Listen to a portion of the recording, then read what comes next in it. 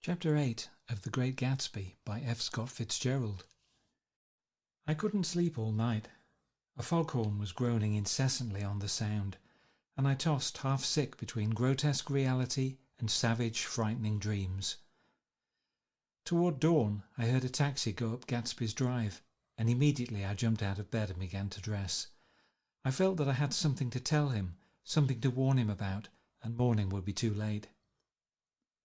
Crossing his lawn, I saw that his front door was still open, and he was leaning against a table in the hall, heavy with dejection or sleep. "Nothing happened," he said wanly.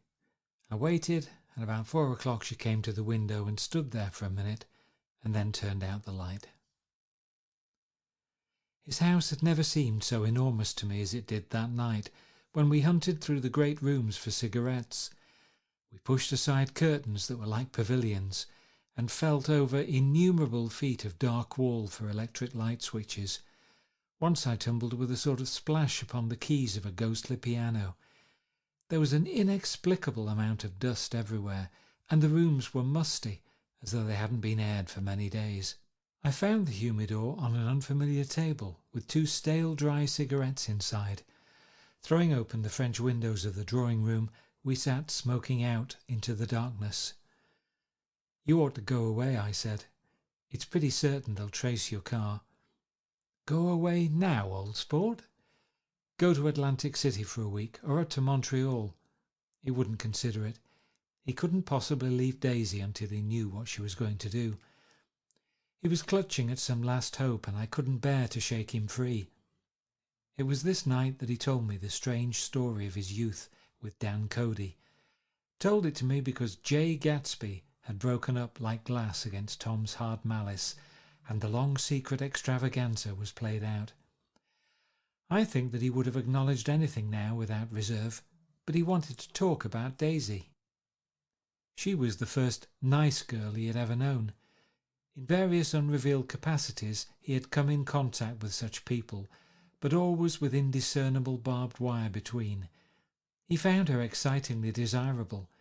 He went to her house, at first with other officers from Camp Taylor, then alone. It amazed him. He had never been in such a beautiful house before, but what gave it an air of breathless intensity was that Daisy lived there. It was as casual a thing to her as his tent out at camp was to him. There was a ripe mystery about it, a hint of bedrooms upstairs more beautiful and cool than other bedrooms, of gay and radiant activities taking place through its corridors, and of romances that were not musty and laid away already in lavender, but fresh and breathing and redolent of this year's shining motor cars, and of dances whose flowers were scarcely withered. It excited him too that many men had already loved Daisy. It increased her value in his eyes. He felt their presence all about the house, pervading the air with the shades and echoes of still vibrant emotions. But he knew that he was in Daisy's house by a colossal accident. However glorious might be his future as J. Gatsby, he was at present a penniless young man without a past, and at any moment the invisible cloak of his uniform might slip from his shoulders. So he made the most of his time. He took what he could get, ravenously and unscrupulously. Eventually he took Daisy one still October night, took her because he had no real right to touch her hand. He might have despised himself, for he had certainly taken her under false pretences. I don't mean that he had traded on his phantom millions, but he had deliberately given Daisy a sense of security. He let her believe that he was a person from much the same stratum as herself, that he was fully able to take care of her. As a matter of fact, he had no such facilities. He had no comfortable family standing behind him, and he was liable, at the whim of an impersonal government, to be blown anywhere about the world.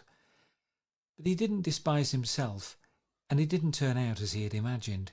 He had intended, probably, to take what he could and go, but now he found that he had committed himself to the following of a grail. He knew that Daisy was extraordinary, but he didn't realize just how extraordinary a nice girl could be. She vanished into her rich house, into her rich, full life, leaving Gatsby nothing. He felt married to her, that was all. When they met again 2 days later, it was Gatsby who was breathless. who was somehow betrayed. Her porch was bright with the bought luxury of starshine. The wicker of the settee squeaked fashionably as she turned toward him, and he kissed her curious and lovely mouth. She had caught a cold, and it made her voice huskier and more charming than ever.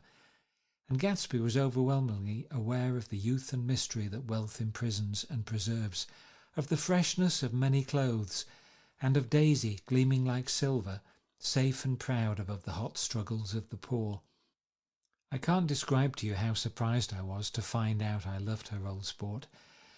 I even hoped for a while that she'd throw me over, but she didn't, because she was in love with me too. She thought I knew a lot because I knew different things from her. Well, there I was, way off my ambitions, getting deeper in love every minute, and all of a sudden I didn't care. What was the use of doing great things if I could have a better time telling her what I was going to do? On the last afternoon before he went abroad, he sat with Daisy in his arms for a long silent time. It was a cold fall day with fire in the room and her cheeks flushed. Now and then she moved, and he changed his arm a little, and once he kissed her dark shining hair. The afternoon had made them tranquil for a while, as if to give them a deep memory for the long parting the next day promised. They had never been closer in their month of love, nor communicated more profoundly one with another, than when she brushed silent lips against his coat shoulder, or when he touched the end of her fingers gently, as though she were asleep. He did extraordinarily well in the war.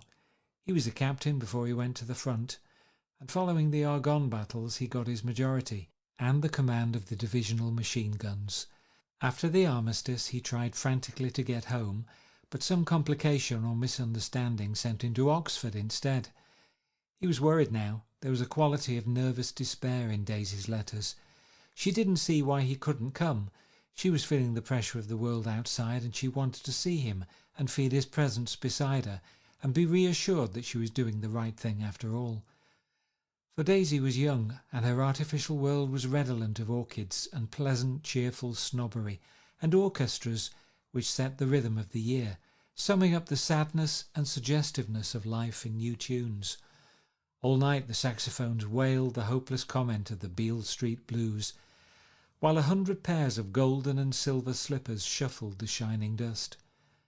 At the grey tea hour there were always rooms that throbbed incessantly with this low, sweet fever, while fresh faces drifted here and there like rose petals blown by the sad horns around the floor. Through this twilight universe, Daisy began to move again with the season. Suddenly she was again keeping 6 dates a day, with 6 men, and drowsing asleep at dawn with the beads and chiffon of an evening dress tangled among dying orchids on the floor beside her bed. And all the time something within her was crying for a decision. She wanted her life shaped now, immediately, and the decision must be made by some force of love, of money, of unquestionable practicality that was close at hand. That force took shape in the middle of spring with the arrival of Tom Buchanan. There was a wholesome bulkiness about his person and his position, and Daisy was flattered. Doubtless there was a certain struggle and a certain relief. The letter reached Gatsby while he was still at Oxford. It was dawn now on Long Island, and we went about opening the rest of the windows downstairs, filling the house with grey-turning, gold-turning light. The shadow of a tree fell abruptly across the dew, and ghostly birds began to sing among the blue leaves. There was a slow, pleasant movement in the air, scarcely a wind, promising a cool, lovely day. I don't think she ever loved him. Gatsby turned around from a window and looked at me challengingly. You must remember, old sport, she was very excited this afternoon. He told her those things in a way that frightened her, that made it look as if I was some kind of cheap sharper, and the result was she hardly knew what she was saying. He sat down gloomily. Of course she might have loved him just for a minute when they were first married, and loved me more even then, do you see? Suddenly he came out with a curious remark. In any case, he said, it was just personal. What could you make of that, except to suspect some intensity in his conception of the affair that couldn't be measured? He came back from France when Tom and Daisy were still on their wedding trip, and made a miserable but irresistible journey to Louisville on the last of his army pay. He stayed there a week, walking the streets where their footsteps had clicked together through the November night, and revisiting the out-of-the-way places to which they had driven in her white car.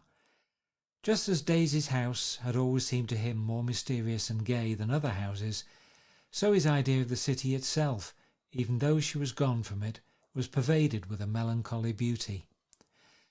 He left feeling that if he had searched harder, he might have found her, that he was leaving her behind. The day coach, he was penniless now, was hot. He went out to the open vestibule and sat down on a folding chair, and the stations slid away, and the backs of unfamiliar buildings moved by. Then out into the spring fields where a yellow trolley raced them for a minute, with the people in it who might once have seen the pale magic of her face along the casual street. The track curved, and now it was going away from the sun, which, as it sank lower, seemed to spread itself in benediction over the vanishing city where she had drawn her breath.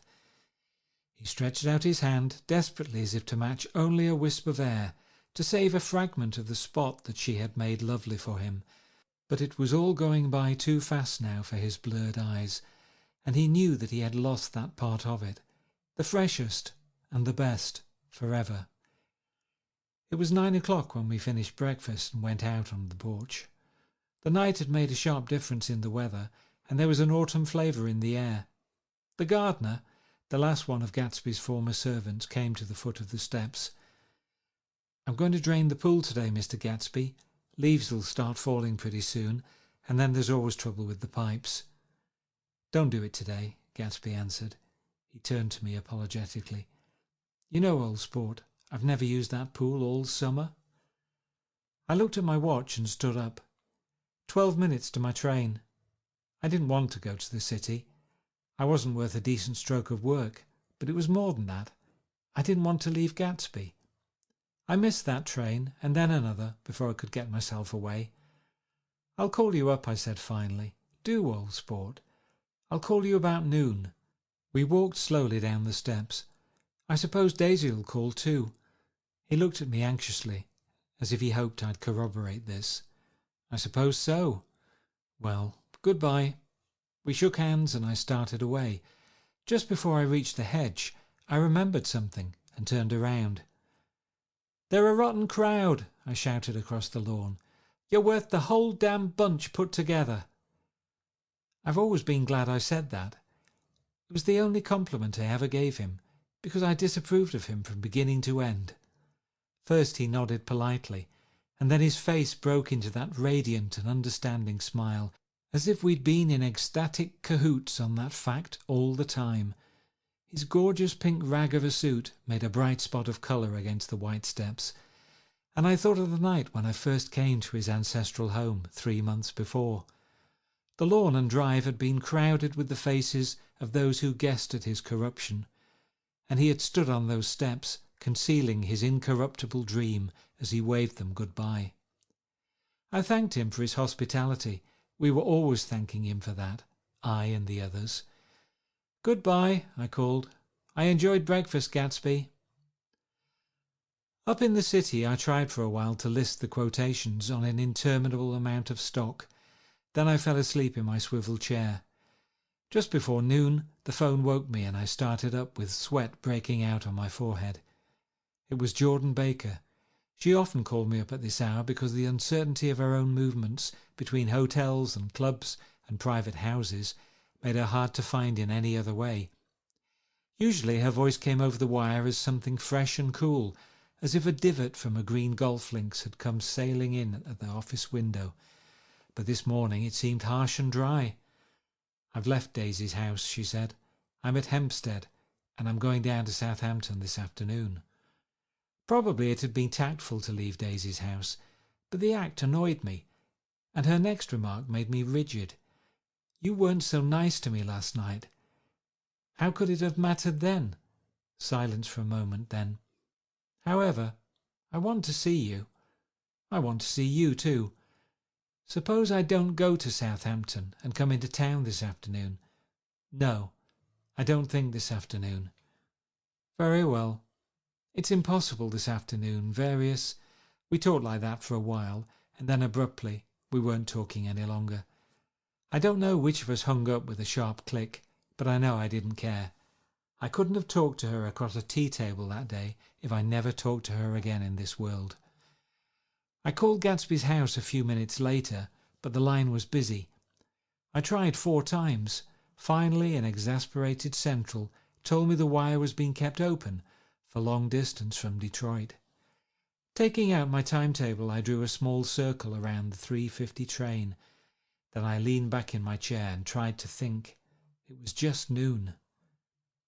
When I passed the ash heaps on the train that morning, I had crossed deliberately to the other side of the car. I supposed there'd be a curious crowd around there all day with little boys searching for dark spots in the dust, and some garrulous man telling over and over what had happened, until it became less and less real even to him, and he could tell it no longer, and Myrtle Wilson's tragic achievement was forgotten. Now I want to go back a little and tell what happened at the garage after we left there the night before. They had difficulty in locating the sister, Catherine. She must have broken her rule against drinking that night, for when she arrived she was stupid with liquor and unable to understand that the ambulance had already gone to Flushing. When they convinced her of this, she immediately fainted, as if that was the intolerable part of the affair. Someone, kind or curious, took her in his car and drove her in the wake of her sister's body. Until long after midnight, a changing crowd lapped up against the front of the garage, while George Wilson rocked himself back and forth on the couch inside. For a while the door of the office was open, and everyone who came into the garage glanced irresistibly through it. Finally someone said it was a shame and closed the door. Michaelis and several other men were with him. First 4 or 5 men, later 2 or 3 men. Still later Michaelis had to ask the last stranger to wait there 15 minutes longer, while he went back to his own place and made a pot of coffee. After that he stayed there alone with Wilson until dawn. About 3 o'clock the quality of Wilson's incoherent muttering changed. He grew quieter and began to talk about the yellow car. He announced that he had a way of finding out whom the yellow car belonged to, and then he blurted out that a couple of months ago his wife had come from the city with her face bruised and her nose swollen. But when he heard himself say this, he flinched and began to cry. "Oh, my God!" again in his groaning voice. Michaelis made a clumsy attempt to distract him. "How long have you been married, George? Come on there, try and sit still a minute and answer my question. How long have you been married?" 12 years. Ever had any children? Come on, George, sit still. I asked you a question. Did you ever have any children? The hard brown beetles kept thudding against the dull light, and whenever Michaelis heard a car go tearing along the road outside, it sounded to him like the car that hadn't stopped a few hours before. He didn't like to go into the garage because the workbench was stained where the body had been lying, so he moved uncomfortably around the office. He knew every object in it before morning, and from time to time sat down beside Wilson, trying to keep him more quiet.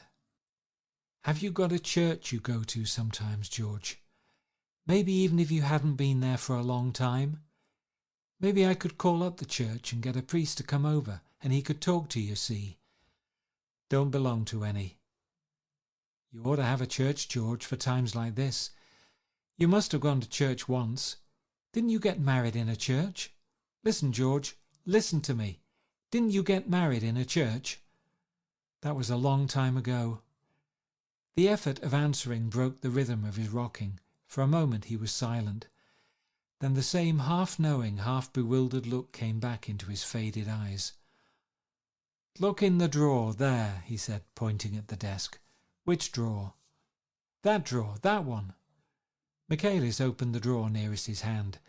There was nothing in it but a small, expensive dog leash made of leather and braided silver. It was apparently new. "This?" he inquired, holding it up. Wilson stared and nodded. "I found it yesterday afternoon.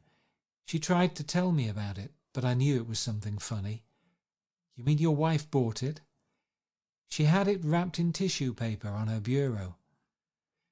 Michaelis didn't see anything odd in that, and he gave Wilson a dozen reasons why his wife might have bought the dog leash. But conceivably Wilson had heard some of these same explanations before, from Myrtle, because he began saying, "Oh my God," again in a whisper.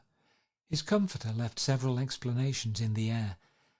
"Then he killed her," said Wilson. His mouth dropped open suddenly. "Who did?" "I have a way of finding out."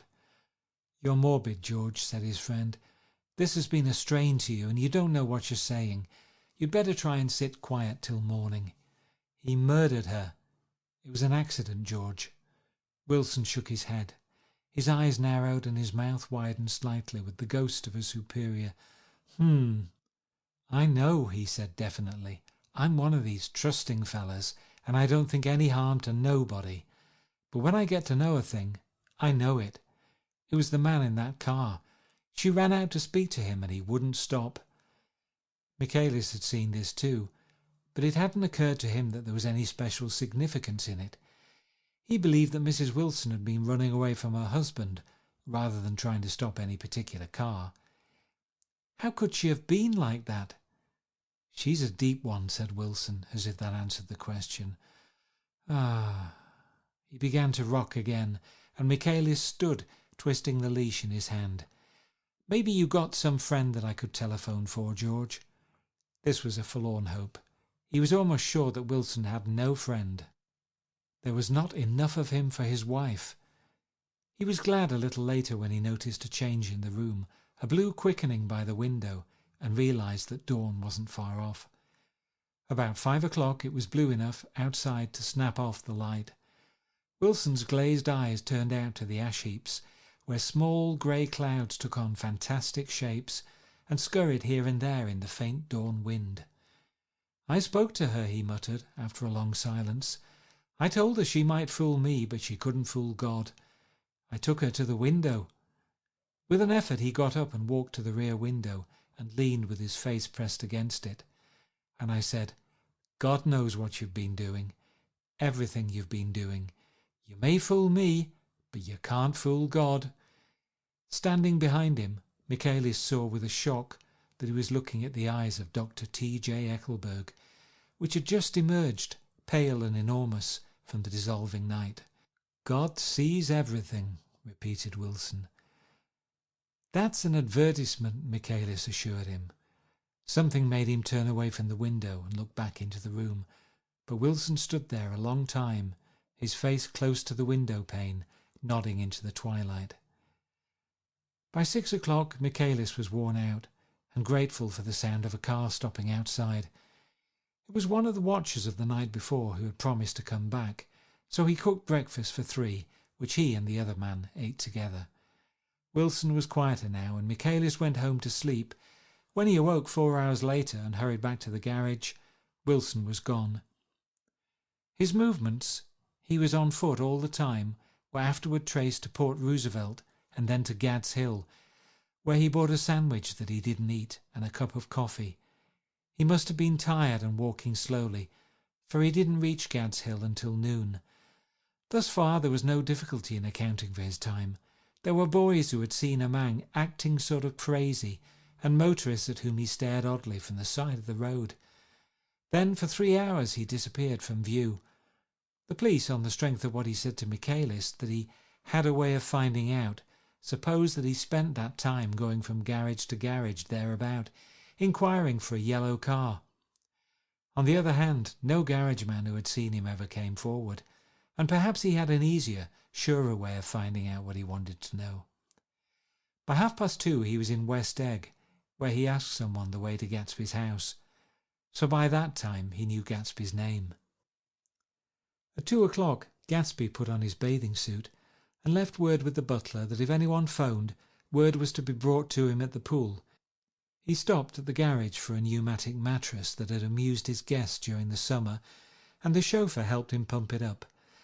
Then he gave instructions that the open car wasn't to be taken out under any circumstances, and this was strange, because the front right fender needed repair. Gatsby shouldered the mattress and started for the pool. Once he stopped and shifted it a little, and the chauffeur asked him if he needed help, but he shook his head, and in a moment disappeared among the yellowing trees.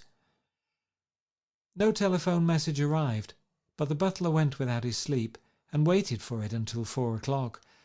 until long after there was anyone to give it to if it came.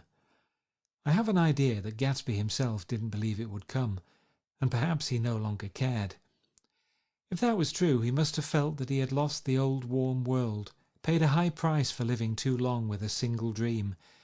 He must have looked up at an unfamiliar sky through frightening leaves and shivered as he found what a grotesque thing a rose is, and how raw the sunlight was upon the scarcely created grass. A new world, material without being real, where poor ghosts, breathing dreams like air, drifted fortuitously about, like that ashen fantastic figure gliding toward him through the amorphous trees. The chauffeur, he was one of Wulfstine's portrays, heard the shots. Afterwards he could only say that he hadn't thought anything much about them. I drove from the station directly to Gatsby's house, and my rushing anxiously up the front steps was the first thing that alarmed anyone. But they knew then, I firmly believe. With scarcely a word said, 4 of us, the chauffeur, butler, gardener and I, hurried down to the pool. There was a faint, barely perceptible movement of the water as the fresh flow from one end urged its way toward the drain at the other. With little ripples that were hardly the shadows of waves, the laden mattress moved irregularly down the pool. A small gust of wind that scarcely corrugated the surface was enough to disturb its accidental course with its accidental burden. The touch of a cluster of leaves revolved it slowly, tracing, like the leg of transit, a thin red circle in the water. It was after we started with Gatsby toward the house that the gardener saw Wilson's body, a little way off in the grass, and the Holocaust was complete. End of chapter 8.